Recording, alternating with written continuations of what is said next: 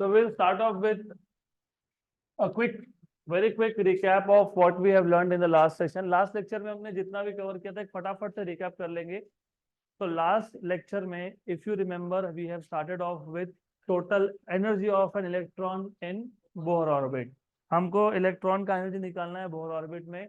Electron क्योंकि nucleus के around revolve करता है, क्योंकि वो न्यूक्लियस के पोटेंशियल में रिवॉल्व कर रहा है, तो उसका पोटेंशियल एनर्जी भी है, उसके पास काइनेटिक एनर्जी भी है.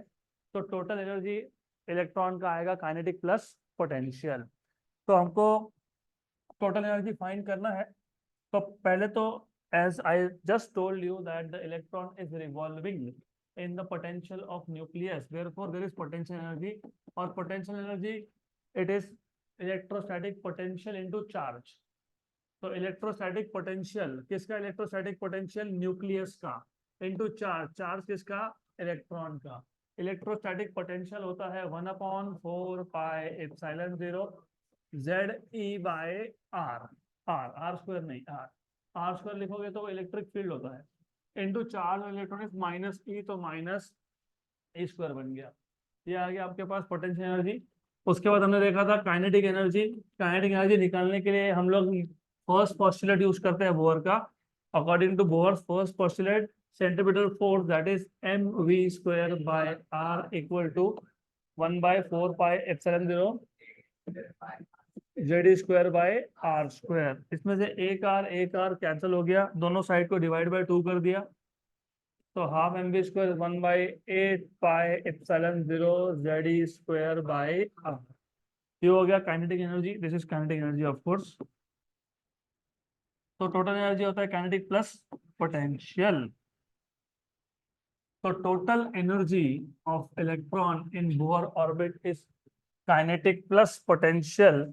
तो 1/8 pi epsilon 0 ZE²/r minus 1/4 pi epsilon 0 ZE²/r. So this is equal to minus 1/8 pi epsilon 0 square/r.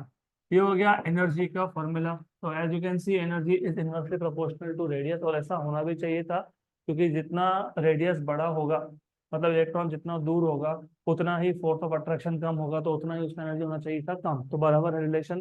फिर हमने आर के लिए सब्स्टिट्यूट कर दिया था. And at this stage, remember, I expect few things from you. The number one is that you remember the formula.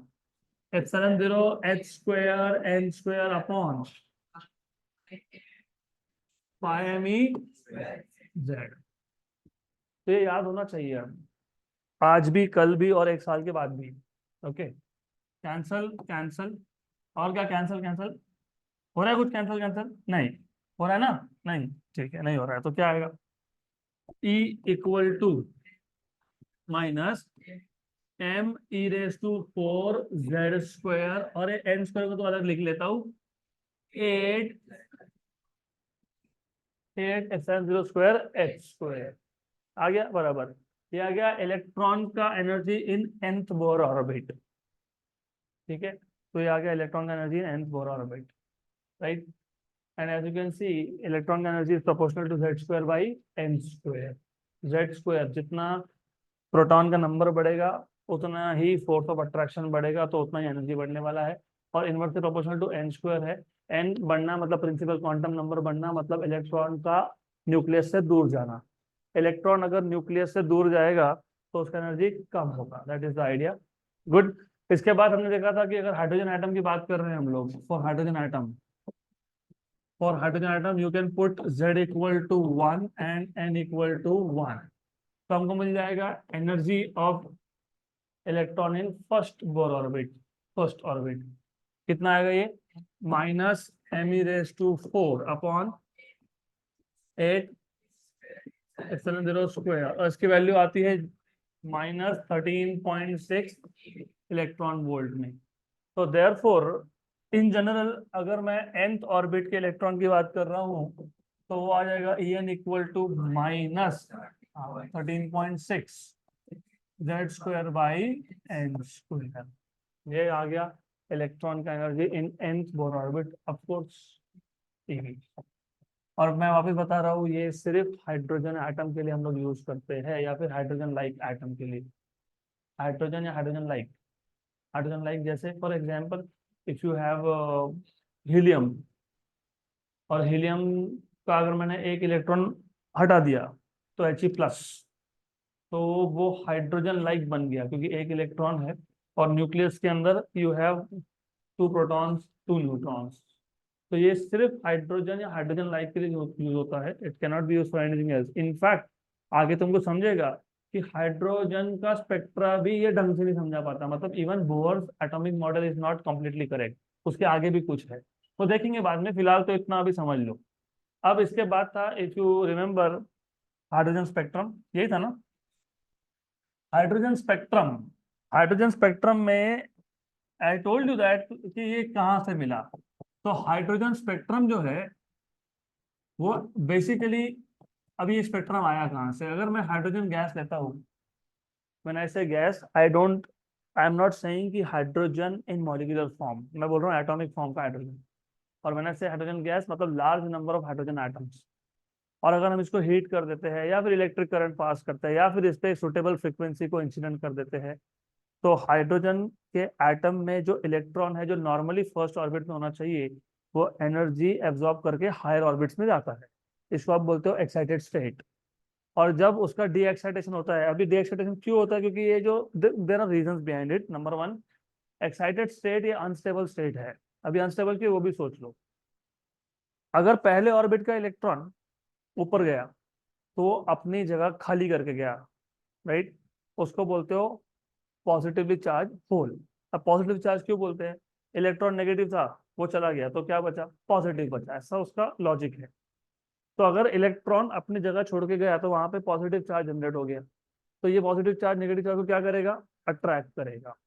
तो वो excited state में जाने के बाद इलेक्ट्रॉन वापस अपने ग्राउंड स्टेट में आने वाला है। एक्साइटेड स्टेट ये अनस्टेबल होता है और उसका इलेक्ट्रॉन का लाइफ उस एक्साइटेड स्टेट में शॉर्ट होता है, स्मॉल 10⁻⁸ सेकेंड के आसपास, या फिर फ्यू नैनो सेकेंड्स। तो it is so rapid process, energy लिया ऊपर गया नीचे आ गया, और while coming down it emits energy, ठीक, it emits energy in the form of photons. तो बाल्मेर ने उस टाइम पे हाइड्रोजन गैस को हीट किया और उसको 4 स्पेसिफिक लाइन मिले जिसकी वैल्यू आपको पता है,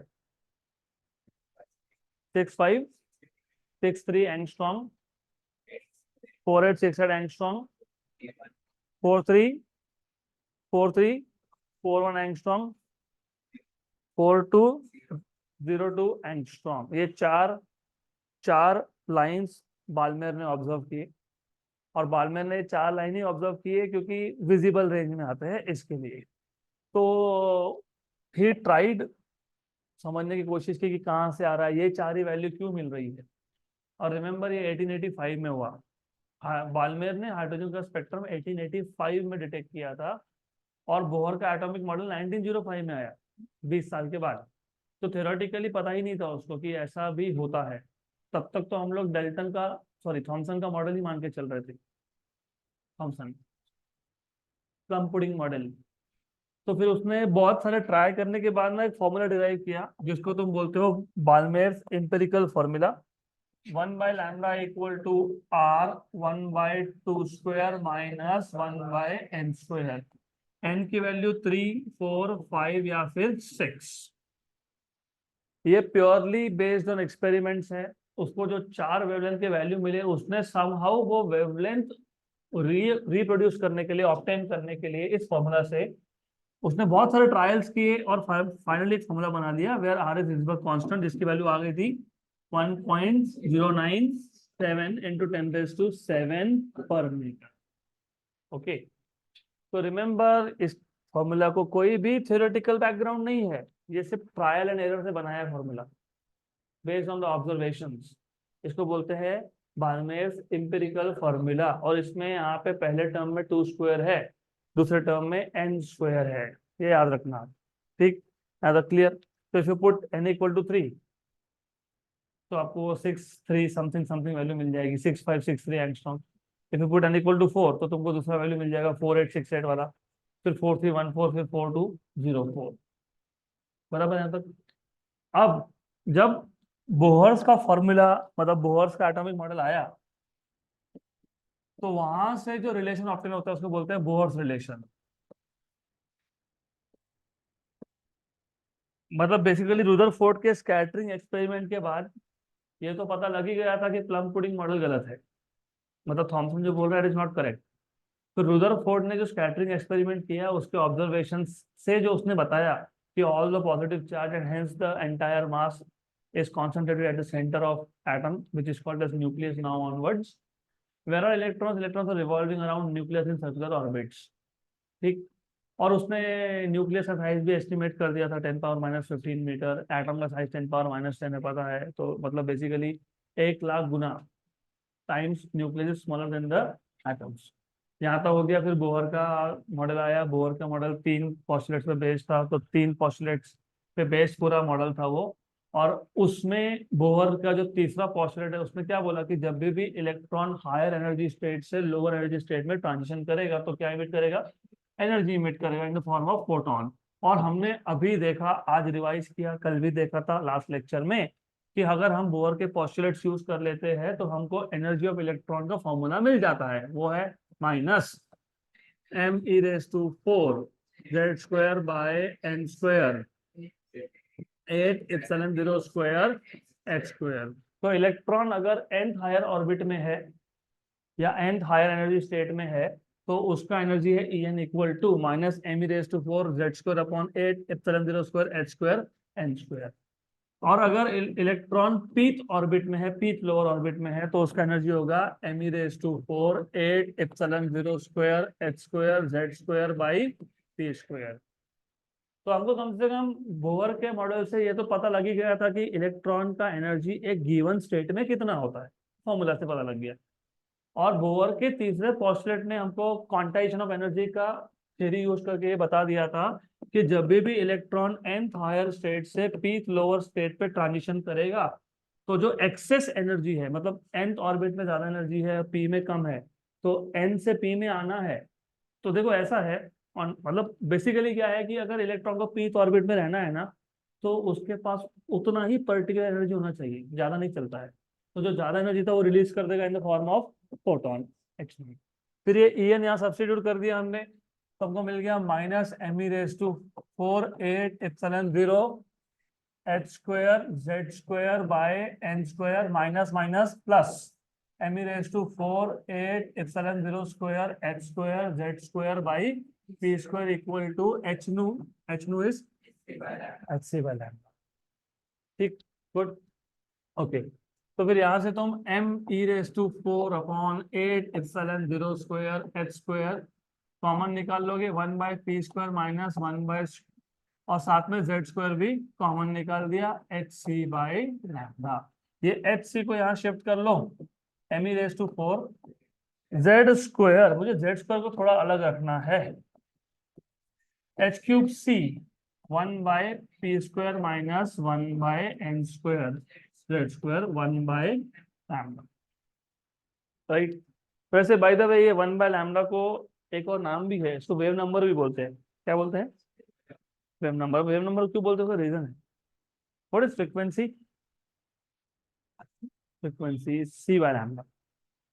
ठीक, c/λ। c/λ यहाँ पे क्या है, 1/λ। ये फ्रीक्वेंसी है क्या? ये फ्रीक्वेंसी है? नहीं, नहीं है ना, क्योंकि c/λ फ्रीक्वेंसी होता है। ठीक है ना, बराबर, गुड।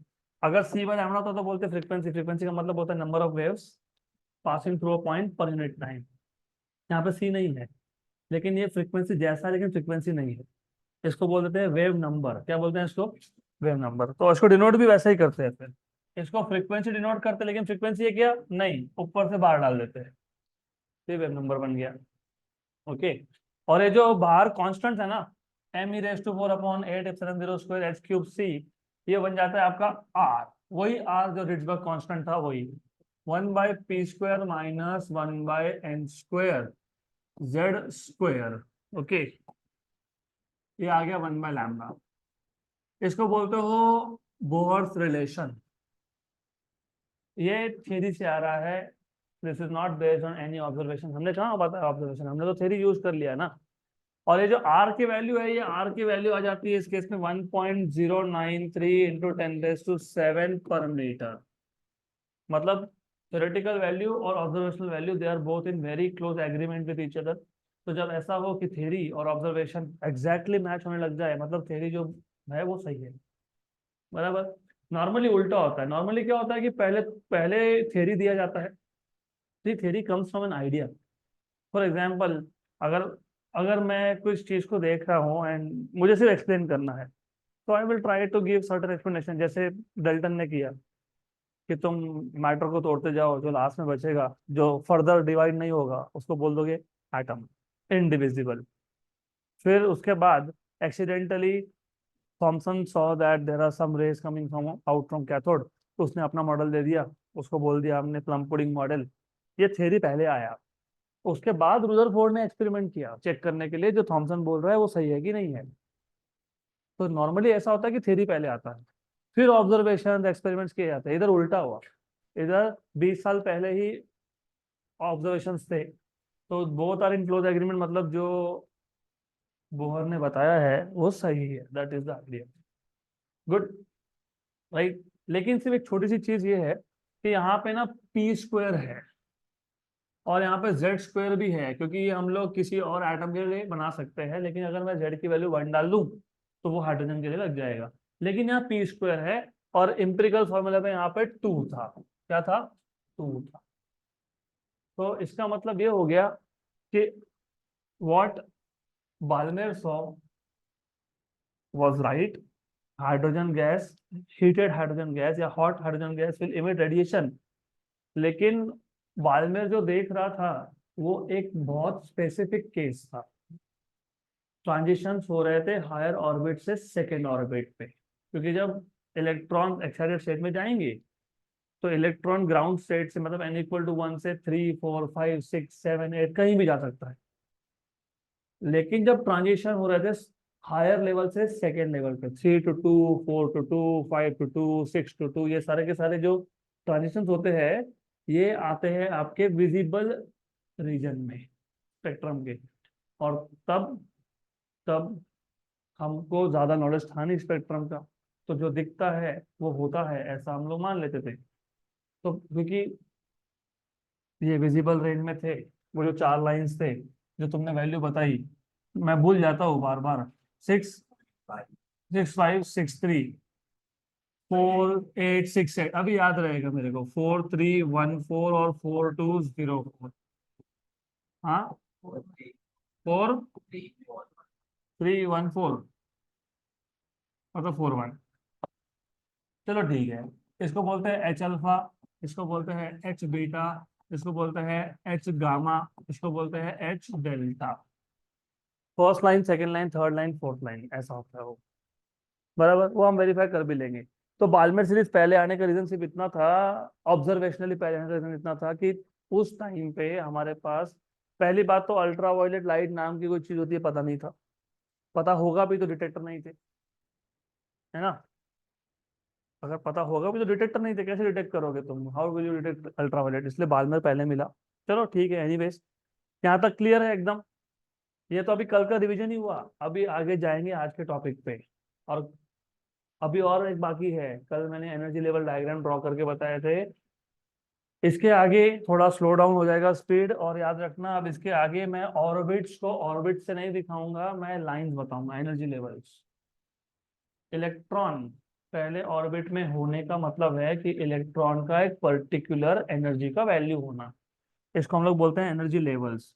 तो मान लो ये इलेक्ट्रॉन का पहला एनर्जी लेवल है, मतलब ये n = 1 स्टेट है, मतलब ये ग्राउंड स्टेट है।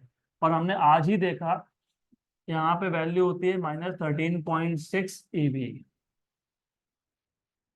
और इमेजिन, मैं फिलहाल टेम्परली ये डमी लाइन ड्रॉ कर रहा हूँ। ये डमी लाइन का सिर्फ डायग्राम अच्छा ड्रॉ करने के लिए है, बाकी कुछ नहीं। I want to have proper energy level diagram. तो उसके बाद जो सेकेंड लेवल है, सेकेंड, मान लेते हैं कि ये सेकेंड लेवल है, n = 2। n = 2, तो यहाँ पे -13.6/4, मतलब -3.4 eV। And as you can see, पहले एनर्जी लेवल में और दूसरे एनर्जी लेवल में एनर्जी का डिफरेंस है 10.2 का। इसके बाद अगर मैं तीसरा ऑर्बिट ड्रॉ करता हूँ, मतलब तीसरा एनर्जी लेवल ड्रॉ करता हूँ, ये आ गया 3 वाला लेवल। ओके, -13.6/9, 3 स्क्वायर होगा ना, -1.5, -1.51 आता है वैसे वो, ठीक। डिफरेंस आ गया रफली रफली 1.9 का। फिर आ गया फोर्थ स्टेट,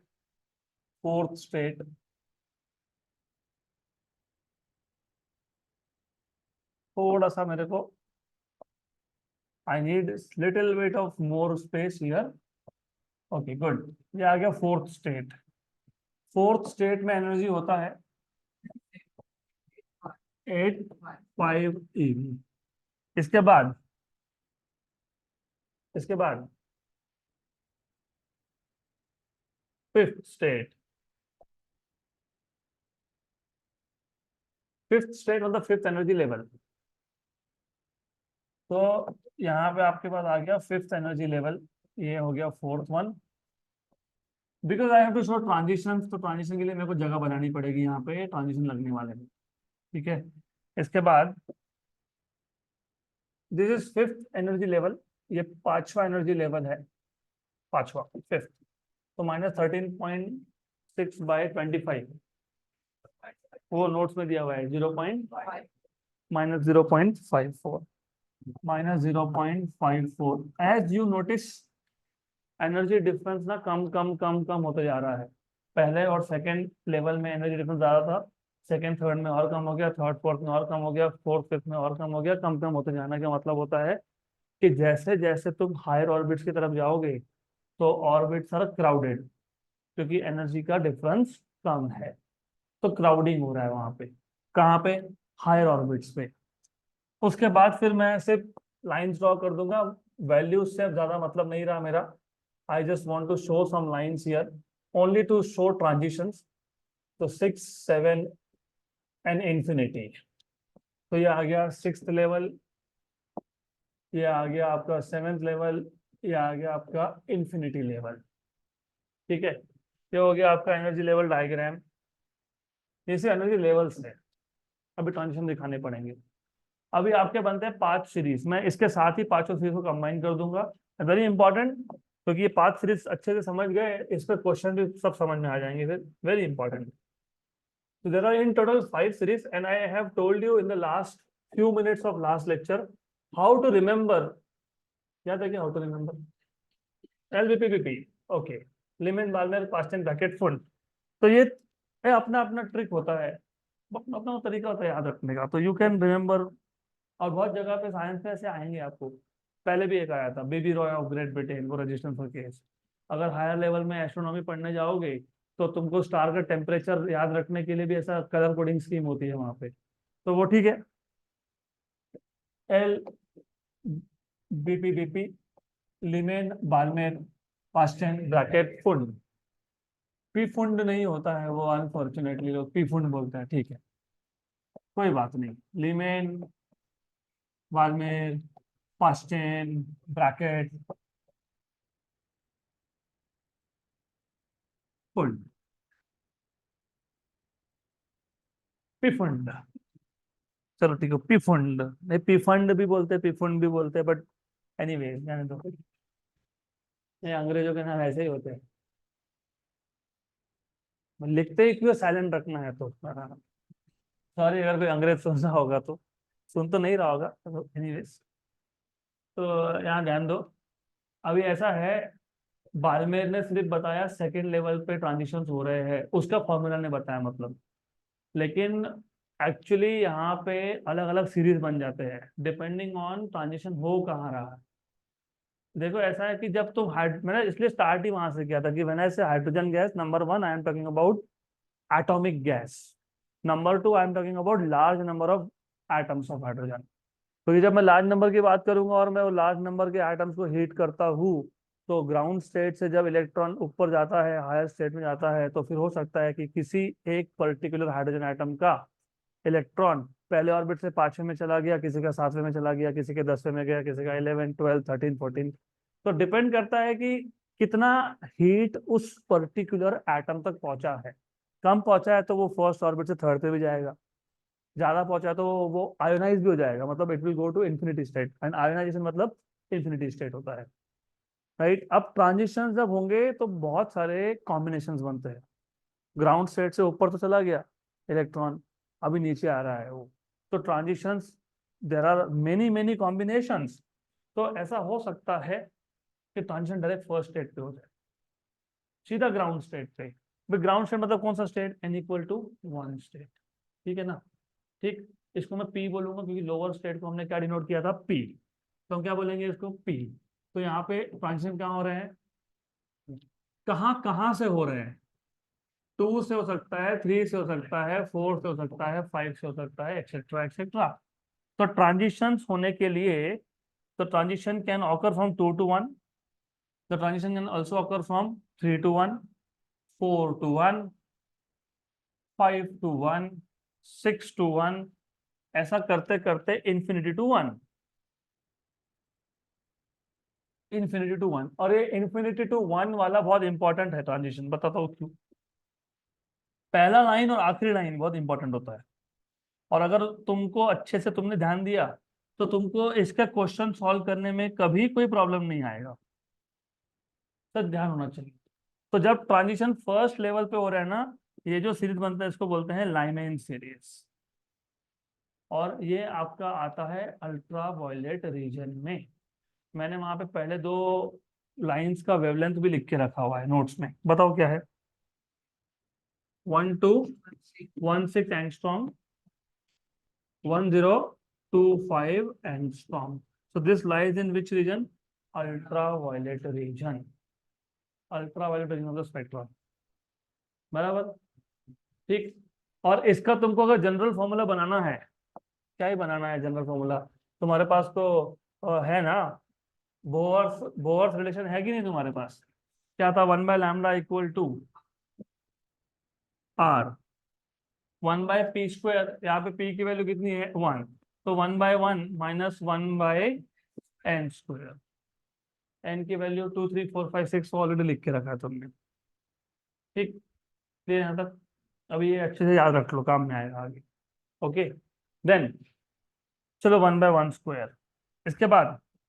इसके बाद ट्रांजिशंस अगर सेकेंड लेवल पे होने लग गए, आगे देखो, ट्रांजिशन सेकेंड लेवल पे मतलब हायर लेवल से सेकेंड लेवल पे, यहाँ पे थोड़ा कंफ्यूजन रहता है, क्या ही कंफ्यूजन है, हम किसकी बात कर रहे हैं, इमिशन स्पेक्ट्रा की। There are 2 types of spectra, एक होता है एब्जॉर्प्शन स्पेक्ट्रा, एक होता है इमिशन स्पेक्ट्रा। अभी एब्जॉर्प्शन और इमिशन में डिफरेंस क्या है वो भी समझ लो।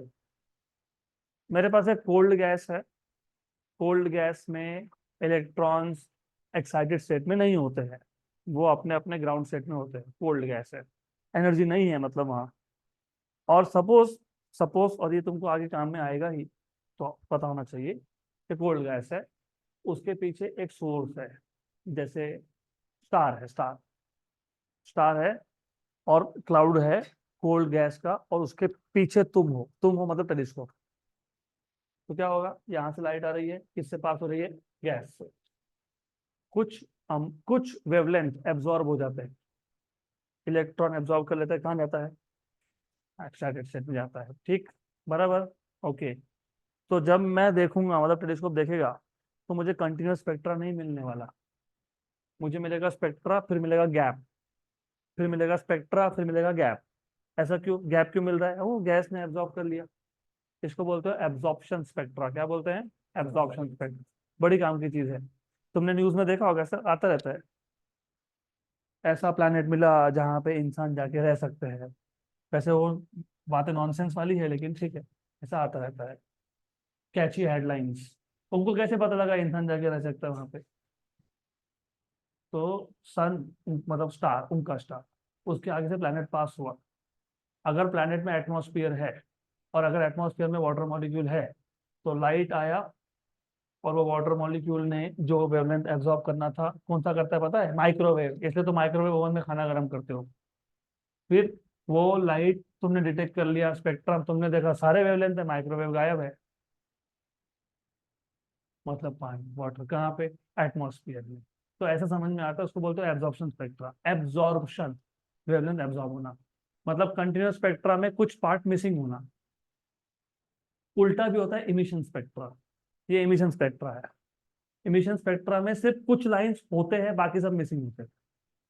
ठीक, राइट, करेक्ट। अभी ऐसा क्यों? क्योंकि स्टार ब्लैक बॉडी है, वो हर एक वेवलेंथ इमिट करता है। बीच में गैस आ गया तो गैस में कुछ वेवलेंथ रख लिए, बाकी को पास कर दिया। तो अदरवाइज कंटिन्यूअस में ब्रेक मिल जाएगा तुमको। कंटिन्यूअस है फिर नहीं है, फिर है फिर नहीं, उसको बोलते हो एब्जॉर्प्शन। यहाँ पे गैस का जो ट्रांजिशन होगा, कहाँ से कहाँ हो रहा है, उतने ही लाइंस मिलेंगे, बाकी नहीं मिलेगा। इसको बोलते हो इमिशन। तो हम लोग यहाँ पे हाइड्रोजन के कौन से स्पेक्ट्रम की बात कर रहे हैं? इमिशन। Very good, good.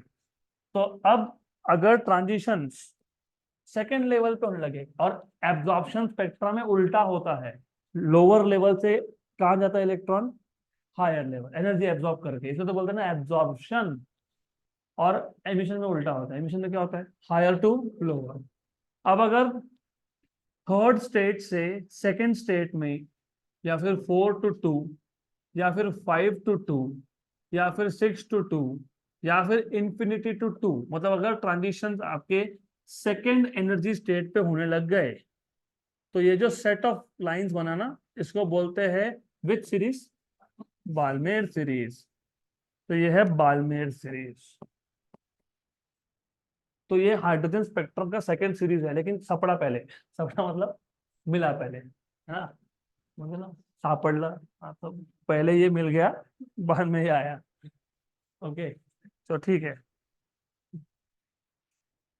इसलिए मैं बोलता हूँ टीचर बहुत सोच समझ के बनना। मतलब आपका दिन का कम से कम 15 घंटे जाएंगे सोचने में कि याद कैसे रहेगा स्टूडेंट को। वो भी ध्यान होना चाहिए तब। तो चलो ठीक है, चैन से सोना है तो अब जाग जाओ। तो अभी जाग जाओ। तो ये आ गया बालमेर सीरीज। अभी जैसे तुमने ये बनाया, वैसे इधर भी सेम सेम सेम। सिर्फ डिफरेंस आएगा ट्रांजिशंस पे। अब यहाँ पे जो ट्रांजिशन है ना, वो हो रहा है कहाँ पे? सेकेंड पे। तो higher orbit will be 3 4 5 6 so on so forth, 3 to 2, 4 to 2, 5 to 2, 6 to 2, right? Okay. यहाँ पे चार वेवलेंथ मैंने बता के रखी है ऑलरेडी, तो पता तो होगा ही। 4868, 4341, 4202। और ये आ जाता है आपका visible visible region of the spectrum में। और यहाँ पे आ जाएगा 2 square. Done. 1/λ=r, 1/2 square minus 1/n square. Clear यहाँ तक? गुड। और हर एक सीरीज में, हर एक सीरीज में, जैसे क्लाइमेक्स सीरीज में 2 to 1 ट्रांजिशन हुआ, उसको बोलते हैं first line of that series. ठीक, एल अल्फा, क्लाइमेन अल्फा। उसके बाद 3 to 1 L beta, second line. 4 to 1 third line, L gamma. फिर फोर्थ लाइन, है ना, 5 to 1। तो याद रखना। ओके। और जो इन्फिनिटी से 1 होता है, उसको बोलते हैं सीरीज लिमिट। क्या बोलते हैं? Series limit. अब मैं आगे डिफाइन करूंगा, ये सब खत्म होने के बाद सीरीज लिमिट डिफाइन करेंगे। और उस पर बहुत सारे क्वेश्चंस भी आते हैं, तो देखते हैं। क्या तक क्लियर? अभी सिमिलरली अगर ट्रांजिशन थर्ड लेवल पे होने लग गए, फोर्थ से, फिफ्थ से, सिक्स से, सेवन से, इंफिनिटी से, अगर ट्रांजिशन हो रहे हैं, कौन से लेवल पे? विच लेवल पे? थर्ड लेवल पे। तो 4 to 3, 5 to 3, 6 to 3, infinity to 3, ऐसा अगर होने लग गया, तो ये जो सीरीज होती है, इसको बोलते हैं बाल्मेर, है ना? Fast chain. वेरी गुड, जाग रहे हो। गुड। Fast chain.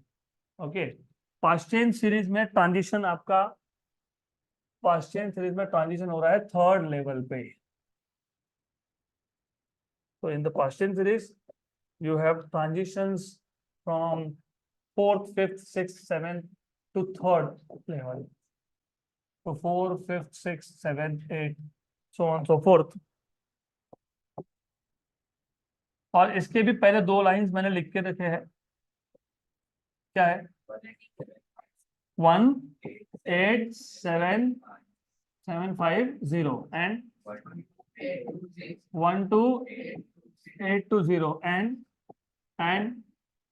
आगे दो ही मेंशन किए, ठीक है।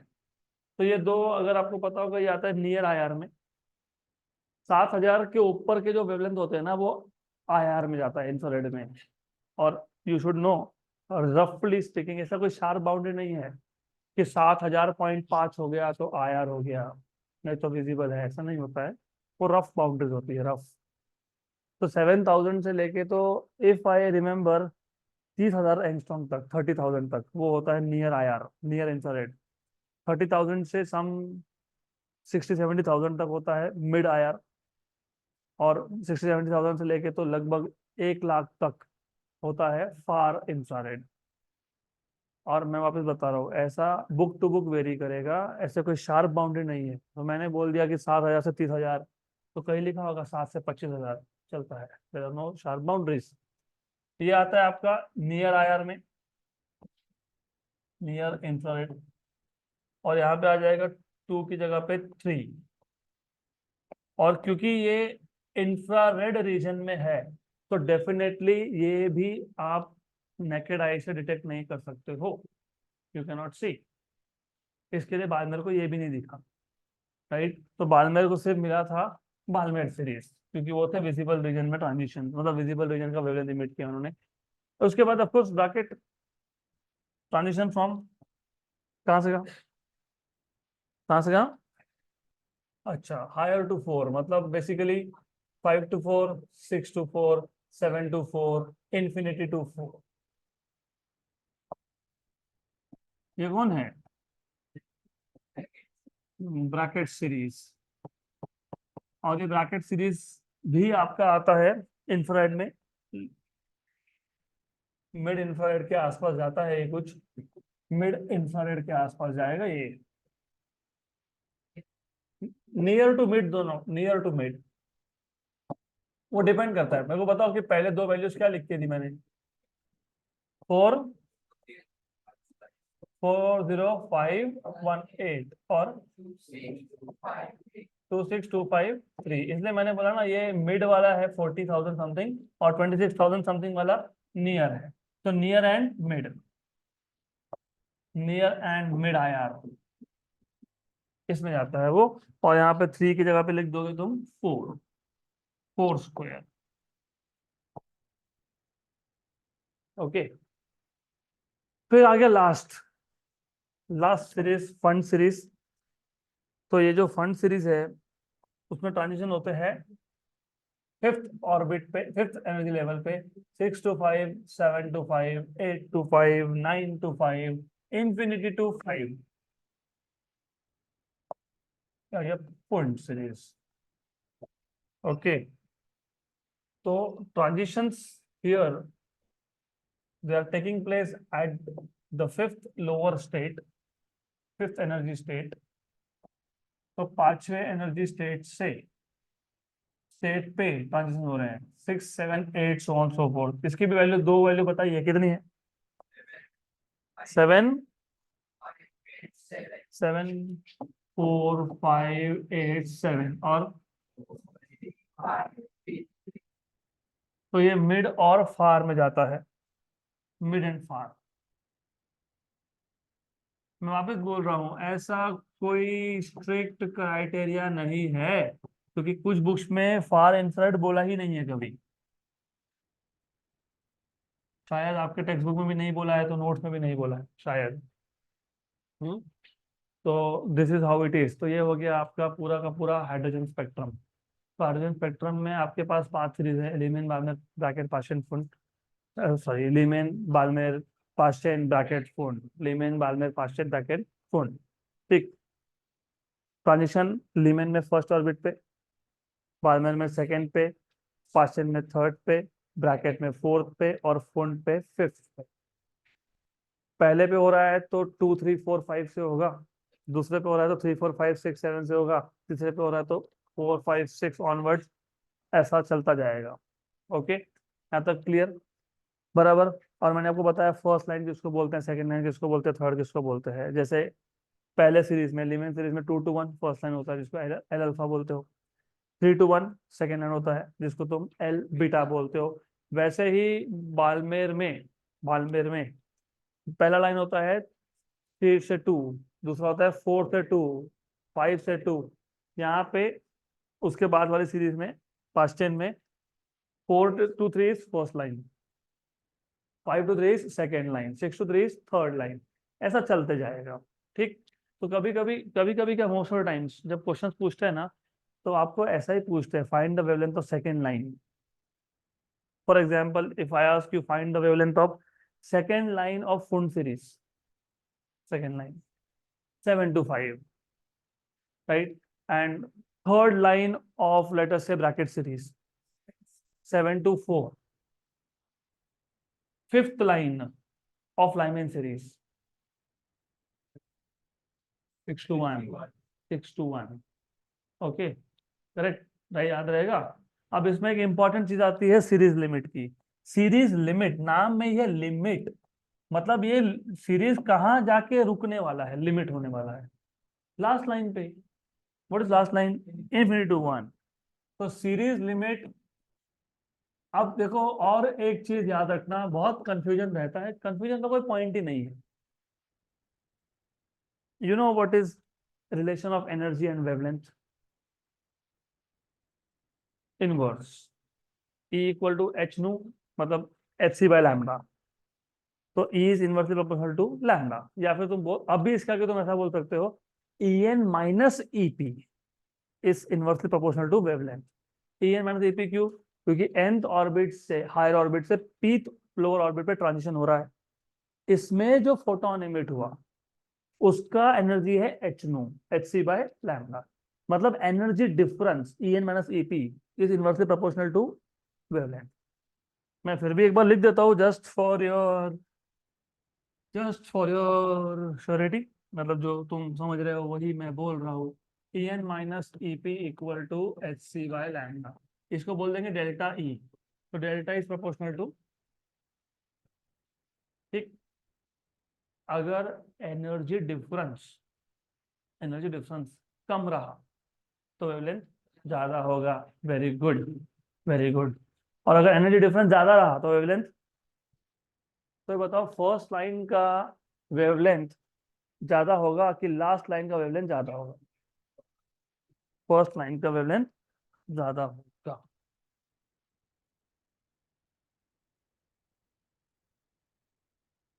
इनवर्स रिलेशन है, इनवर्स रिलेशन है, एनर्जी डिफरेंस कम तो वेवलेंथ ज्यादा।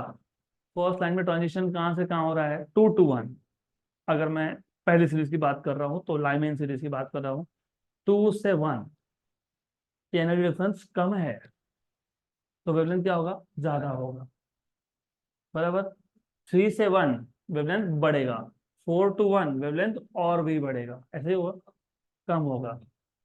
मैं वापस बता रहा हूँ कि मैं स्टार्ट ही यहाँ से करता हूँ कि कंफ्यूज करने वाला टॉपिक है, तो तुमको इधर ही कंफ्यूज करूंगा, फिर एग्जाम में मत होना, क्योंकि that is really important for you to understand. हम शॉर्टकट फॉर्मूला बनाने वाले हैं, अब तो पहले ही पता होना चाहिए। Energy difference is inversely proportional to wavelength. जितना एनर्जी का डिफरेंस कम है उतना वेवलेंथ ज्यादा है। डेफिनेटली फर्स्ट लाइन के लिए एनर्जी डिफरेंस कम है तो वेवलेंथ ज्यादा है, सेकेंड लाइन के लिए एनर्जी डिफरेंस ज्यादा है तो वेवलेंथ कम हो जाएगा, ऐसे होगा। तीसरे लाइन के लिए वेवलेंथ और भी कम होगा, चौथे के लिए और भी कम। तो देख रहे हो क्या लिखा है? देख रहे हो, वो वैसा ही लिखा है। 6563, 4868, 4341, हर जगह पे मैंने जो नोट्स बना के दिए, मैंने हर जगह पे डिक्रीजिंग ऑर्डर ऑफ वेवलेंथ लिखा हुआ है। वेवलेंथ डिक्रीजिंग ऑर्डर में है, याद रखना आप। तो एक लास्ट टाइम मैं क्रॉस वेरीफाई कर रहा हूं, अगर एनर्जी डिफरेंस कम रहा तो वेवलेंथ ज्यादा होगा। तो ये जो चार वेवलेंथ दिखे मैंने, 6563, 4868, 4341, 4202, इसमें जो सबसे ज्यादा वैल्यू वाला वेवलेंथ है वो फर्स्ट लाइन है, बराबर। उससे कम वैल्यू सेकेंड लाइन है, उससे कम, उससे कम, उससे कम, उससे कम, सबसे कम लास्ट लाइन, इन्फिनिटी टू 1, उसको बोलते हैं सीरीज लिमिट। तो whenever transition is from infinity to the lower orbit जो भी होगा, सीरीज टू सीरीज डिपेंड करता है, तो that is called as series limit. देखो नोट्स में क्या लिखा है। यही लिखा है नोट्स में, देख लो। The smallest wavelength in emitted in each series is called as series limit of that series। तो जो स्मॉलेस्ट वेवलेंथ होगा हर एक सीरीज का, उसको क्या बोलोगे? Series limit. स्मॉलेस्ट वेवलेंथ क्या बोलोगे? Series limit. स्मॉलेस्ट वेवलेंथ को क्या बोलोगे? Series limit. लार्जेस्ट को क्या बोलोगे? First line. Largest wavelength is first line and smallest is series limit. Largest wavelength is first line and smallest is series limit. यहाँ तक क्लियर? पक्का? Sure sure. अब मैं आपको एक ट्रिक बताता हूँ याद कैसे रखना है। मैं आपको नोट्स में नहीं दिया, वो जानबूझ के नहीं दिया क्योंकि तुमको याद रखना चाहिए, तो कुछ चीजें तुमको याद ही रखनी चाहिए फिर। तो ऐसा है, सीरीज लिमिट के लिए पहले समझ लो। लिमेन हो, बाल्मेर हो, पास्चन हो, ब्रैकेट हो, फुंड हो, कोई भी हो, सीरीज लिमिट में ट्रांजिशन कहाँ से होने वाला है? इन्फिनिटी से। तो मैं एक काम करता हूँ ना, मैं सीरीज लिमिट का जनरल फॉर्मूला बना लेता हूँ। आपको याद होगा 1/λ क्या था? R 1/p² minus 1/n²। For series limit, for series limit, series limit में ट्रांजिशन हमेशा होता है इन्फिनाइट ऑर्बिट से, मतलब सबसे ऊपर वाले लेवल से। ठीक, तो एन की हायर ऑर्बिट क्या है? इन्फिनिटी है। तो क्या बन गया? 1/λ इक्वल टू आर अपॉन, चलो ठीक है, अब 1/p² माइनस 1/∞²। तो 1/λ equal to are 1/p² minus 0। तो 1/λ इक्वल टू r/p², मतलब लैम्डा इक्वल टू p²/r। बराबर? ये सीरीज लिमिट है। बराबर? अभी ट्रिक बाकी है, अभी ट्रिक पे तो अभी आएंगे, ये स्टार्ट पॉइंट है ट्रिक का, तो इस पे क्वेश्चन आते हैं। और तुमको अगर थोड़े ट्रिक्स पता है, look at the option tick, go ahead, time waste नहीं करना इधर। हाँ तक क्लियर? पक्का पक्का? तो सीरीज लिमिट मतलब smallest wavelength, transition from infinity to the ground, to the particular energy state. Lyman के लिए फर्स्ट स्टेट पे तो इंफिनिटी टू 1, बाल्मर के लिए इंफिनिटी टू 2, पास्चन के लिए इंफिनिटी टू 3, ब्रैकेट के लिए इंफिनिटी टू 4 और फूड के लिए इंफिनिटी टू 5। यहाँ तक क्लियर हो गया? पक्का पक्का हो गया? आगे बढ़े? ठीक, तो अभी मैं लिख देता हूँ यहाँ पे, सीरीज लिमिट निकाल रहे हैं हम लोग, भूलना मत। We are finding out series limit for each series, for each series. ठीक है? बराबर? ओके, पक्का पक्का? क्या था फॉर्मूला? p²/r। What is p value for this? तो क्या आएगा? 1/r। आ गया? ये सीरीज लिमिट है। बाल्मेर, लैम्डा इक्वल टू 2² r, मतलब 4/r। पास्चन 3² r, मतलब 9/r। ब्रैकेट, ब्रैकेट 4²/r, मतलब 16/r। एंड फुट क्या आएगा? 5²/r, मतलब 25/r। ठीक, बराबर? अभी खत्म नहीं हुआ, वेट वेट वेट। 1/r, रेड कांस्टेंट की वैल्यू पता क्या थी? 1.093 इंटू 10⁻⁷ उसका रेसिप्रोकल है, और उसका रेसिप्रोकल एग्जैक्ट करने जाओगे तो वो होता है 911.5 एंगस्ट्रॉम। 1/r, कई बुक्स में 912 लिख के खत्म कर दिया, अप्रोक्सीमेट कर ली, ऐसे पॉइंट नहीं लिखा। ठीक, तो 1/r की वैल्यू कितनी है? 911.5। लाइमेन सीरीज कौन से रीजन में था? अल्ट्रावायलेट, तो अल्ट्रावायलेट है। 911 is ultraviolet, less than 3000 is ultraviolet, तो ये लेस देन 3000 एंगस्ट्रॉम है ना, अल्ट्रावायलेट। बाल्मेर कहाँ था? कहाँ था? तो 1/r की वैल्यू कितनी है? 911.5 इंटू 4 कर लो। अब इंटू 4 कैसे करते हो बता दो कि बताओगे? 900 इंटू 4 3600 हो गए। 11.5 इंटू 4 46, तो 3646, 3646 एंगस्ट्रॉम। विजिबल में है? यस, विजिबल में है। इंडिगो कलर के आसपास आता है ये। ठीक, बराबर। अब इसका भी कुछ लॉजिक है, ये नंबर्स क्यों चाहिए बताता हूँ मैं, थोड़ी देर में बताता हूँ। 9/r, 9 × 9 11.5, 9 × 9 8100, 11.5 × 9।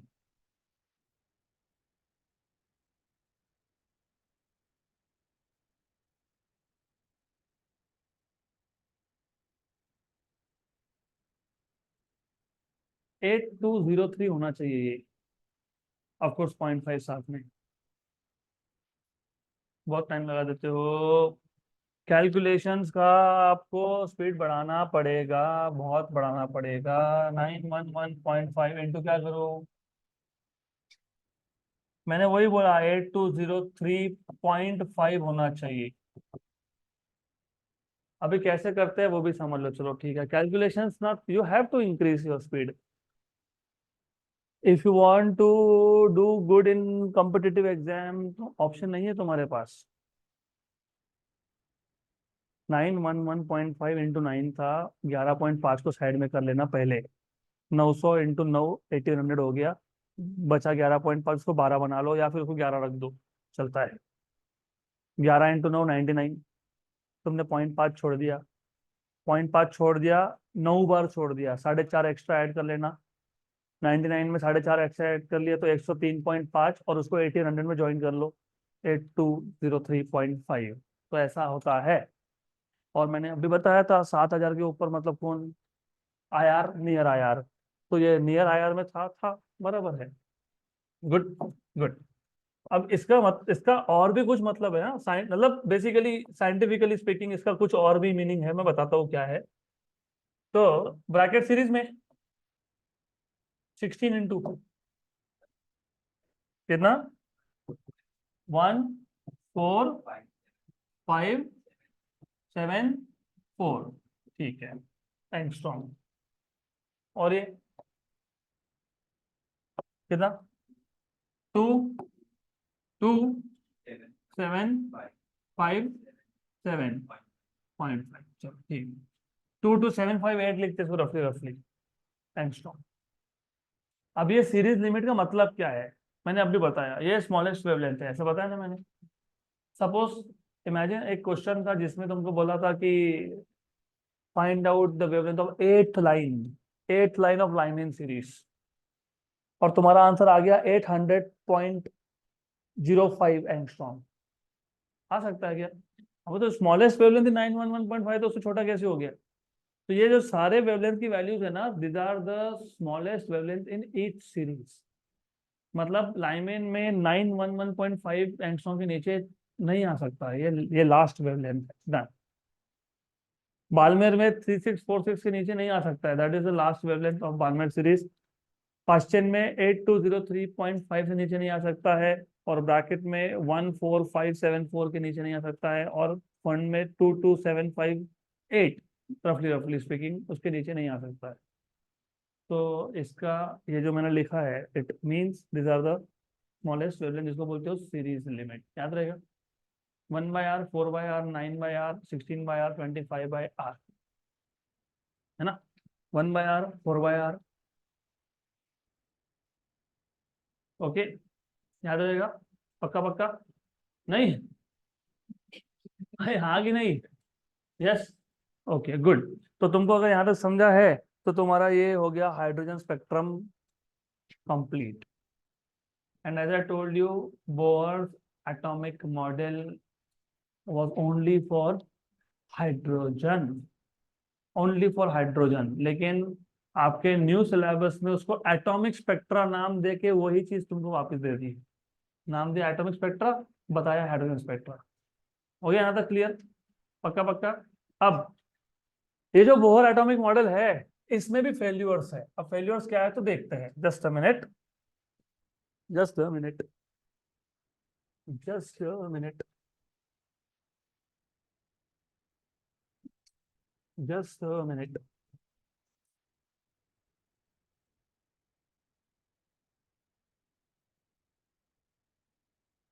अरे कहाँ गया, अपलोड नहीं हुआ, जस्ट अ मिनट।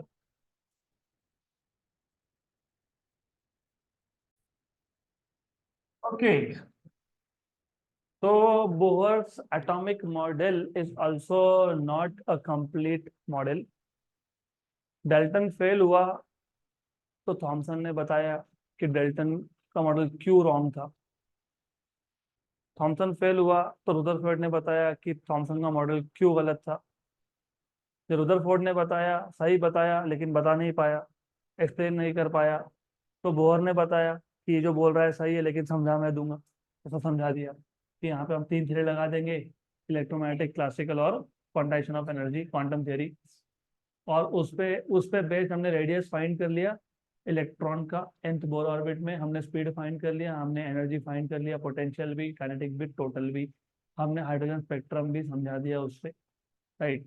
लेकिन जैसे जैसे टेक्नोलॉजी एडवांस होते गई, तो एडवांसमेंट्स के साथ साथ बहुत सारे थ्योरीज पे क्वेश्चन भी आता है फिर, क्योंकि टेक्नोलॉजी इतना एडवांस नहीं था। तो जो हम लोग ऑब्जर्वेशन ले रहे थे वो थ्योरी से मैच कर रहा था, तो हमने बोला कि ठीक है सही बोल रहा है। But with advancement of technology you will see that even Bohr's model has some shortcomings, तो वो बोहर मॉडल भी कंप्लीट नहीं है। There are limitations of Bohr model, right. सबसे पहला है, it could not explain the line spectra of atoms other than hydrogen. मैं कब से यही बोल रहा हूँ कि वो हाइड्रोजन एटम का ही स्पेक्ट्रम समझाता है। इनफैक्ट हाइड्रोजन एटम का स्पेक्ट्रा भी अच्छे से नहीं समझाता है, आगे आएगा। Even for hydrogen, more accurate study of the observed spectra showed multiple components of sun lines। मतलब there are some multiple components. अभी मल्टीपल कंपोनेंट्स का मतलब क्या होता है, फेमस एग्जांपल है उसका, बहुत ही फेमस है। इंजीनियरिंग में जाओगे तो पहले साल ही तुमको लगने वाला है वो। 5890 एंड 5896 एंगस्ट्रॉम, पता है क्या है? सोडियम डबलेट बोलते हैं इसको। सोडियम सोडियम जब तुम यूज करते हो as a source of light, it emits yellow colour का लाइट, येलो कलर का लाइट। और तुम अगर सर्च करोगे या कहीं देखोगे तो वहां पे लिखा होगा कि जो सोडियम का जो वेवलेंथ होता है, मतलब सोडियम जो वेवलेंथ इमिट करता है वो 5893 एंगस्ट्रॉम, ऐसा लिखा होता है। दैट इज नॉट ट्रू, वो एवरेज वैल्यू है। क्योंकि तुम अगर वेरी हाई मैग्नीफाइंग पावर के माइक्रोस्कोप से देखोगे तो सिंगल लाइन नहीं दिखेगा, दो लाइन दिखेंगे, डिस्क्रीट लाइंस। तो वो दिखता सिंगल है, लेकिन जब तुम बहुत हाई रेजोल्यूशन के माइक्रोस्कोप से देखते हो तो उसमें दो कंपोनेंट मिलते हैं। एक का वैल्यू होता है 5890 एंगस्ट्रॉम, एक का होता है 5896 एंगस्ट्रॉम। दोनों को ऐड करके डिवाइड बाय 2 कर लो, मतलब एवरेज मिल गया 5893 एंगस्ट्रॉम। तो even for hydrogen some lines they show multiple components, for example sodium. तो ये जो बोहर का एटॉमिक मॉडल है, इट प्रोवाइड्स नो एक्सप्लेनेशन कि why there should be two lines और थ्री लाइन, मतलब दो कंपोनेंट तीन कंपोनेंट क्यों होने चाहिए, बराबर। तो इसको फाइन स्ट्रक्चर भी बोलते हैं। वो आगे हायर लेवल छोड़ दो उसको, लेकिन रिमेम्बर हमको दिखने के लिए एक सिंगल वेवलेंथ दिख रहा था, लेकिन जब हमने हाई डेफिनेशन माइक्रोस्कोप से देखा तो वो एक नहीं वो दो थे। तो वो भी नहीं एक्सप्लेन कर पाया कि ऐसा क्यों, क्योंकि उसके लिए क्वांटम मैकेनिक्स लगता है, तब तक तो क्वांटम मैकेनिक्स डेवलप हुआ नहीं था। ठीक। उसके बाद मैंने आपको कल भी बताया था, intensities of emission lines same to differ from line to line and Bohr model had no explanation for that. मतलब फॉर एग्जाम्पल किसी लाइन का इंटेंसिटी बहुत ज्यादा है, किसी का इंटेंसिटी बहुत कम है।